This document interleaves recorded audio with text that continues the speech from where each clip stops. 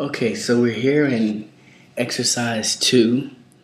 I've covered a lot of things. If you haven't seen the video for exercise 1, you might want to look into it because I covered a lot of things there that I'm just going to not go into here, so that the video will be shorter.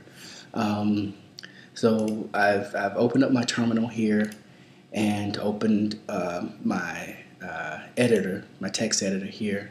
I've given myself a header, my name and the exercise that we're on. This was exercise 1 in the first exercise. Now we've changed it to exercise 2, but I still have the same stop end to show where the program starts and ends.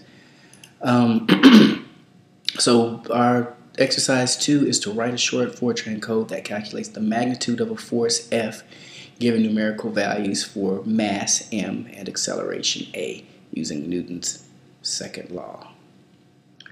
Okay, so what we want to do this time is, in the previous example, in the previous problem, what we did was define what the variables were and then initiate the variables in the program. This time what we want to do is assign the variables. Take the variable. This time what we want to do is read the variables in from the keyboard, from the user. So first let's define the variables. We want them to be real as opposed to integer value variables. And so what variables do we need? We have F, force, M, mass, A, and A. These are the variables in our formula. So we're going to need 3 variables in our code. 3 corresponding variables in our code. So F, M, A. So we've defined them. We're going to have 3 variables. They're going to be real. And we're going to read in F, we're going to read in the mass first. Mass.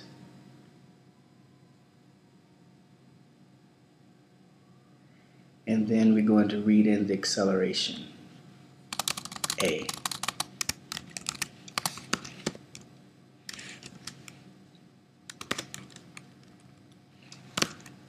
Okay, what we're going to do is read in the mass, M, and read in the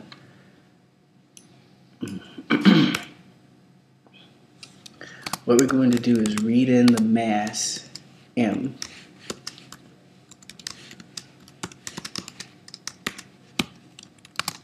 and then read in the acceleration, A.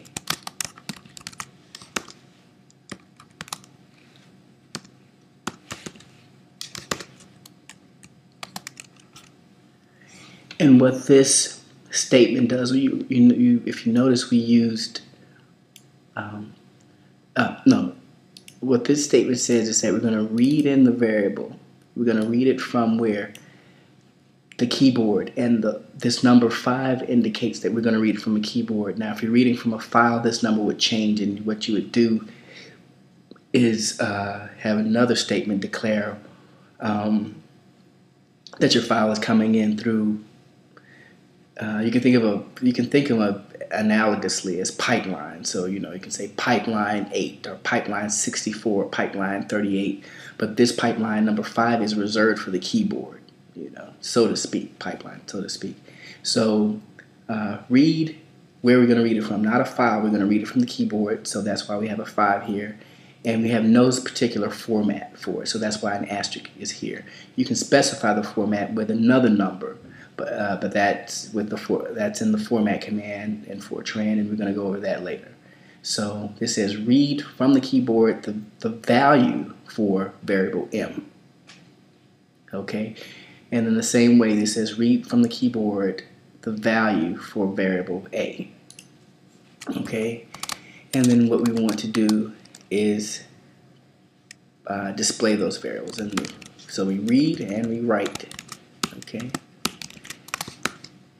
And the write statement has a very similar look to the read.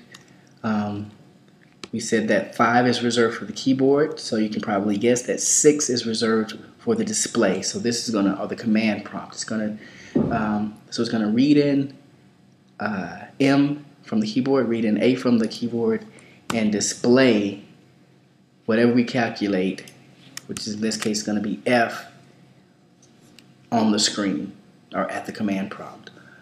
As opposed to a file, we could, the same thing with the read statement. We could specify another number here instead of 6, like 6238, and use a command to specify what pipeline or file it's coming from, or what it's going to be writing to, because this is output command. Write is an output command. But we're not going to get into that here. Okay, so we've read in M and we've read in A, but we haven't calculated F. So what is F? F, I'm going to assign F the value of M times A. Simple as that. Okay, so we're going to compile this and see if we have any errors. We shouldn't have any errors, but first let's save it.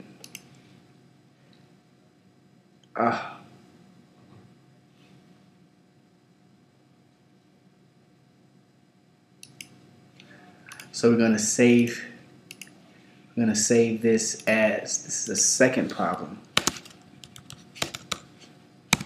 This is our second problem. So we're going to save it as X1, exercise 1, problem number 2. So save. All right, and we're going to compile it. G Fortran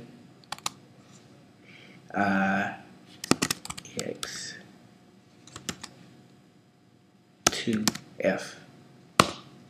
Okay.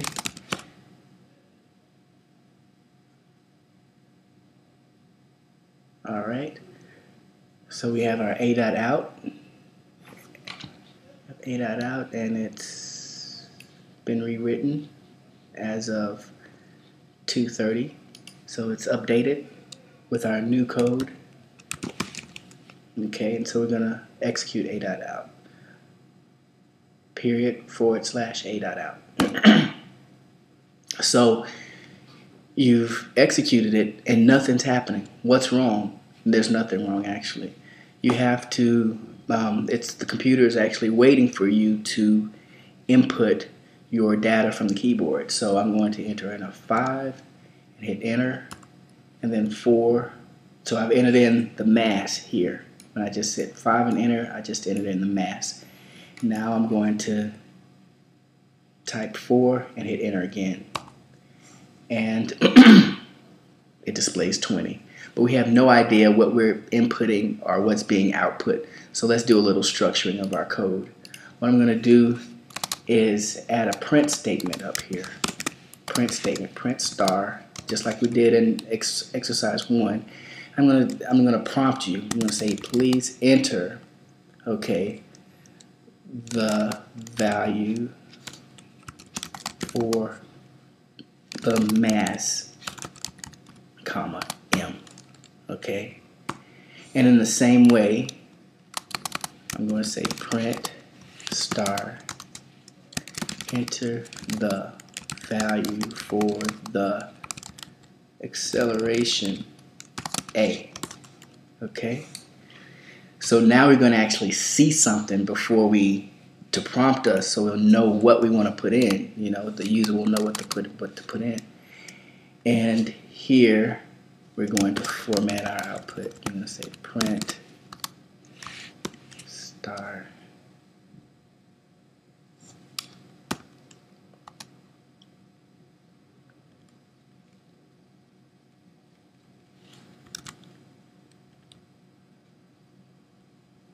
going to comment out the write statement. So the write statement won't execute, or we can just simply erase it. Let's go ahead and just erase it and say F, say the force